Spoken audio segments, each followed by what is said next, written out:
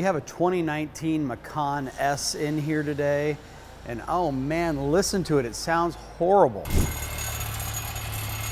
That is because the valve on the inside of the tailpipe right here, if you look in there, you can see how the valve is just flapping around. With a screwdriver, I can just like kind of barely push on it. The valve just kind of like flaps around. You don't want that. Why is it doing that? Because the little actuator motor that sits right on top of the tailpipe area, the spring right here, so here's the old one, and then here's a brand new one. The spring broke right in half right there. So see how it needs to come all the way out around here? So it's not grabbing the valve that is inside the tailpipe anymore. So now we're gonna reinstall this. The car is not gonna make that horrible rattling noise.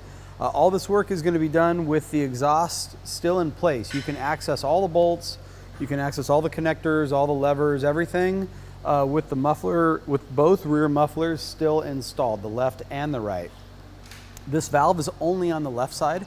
There's not a right side valve.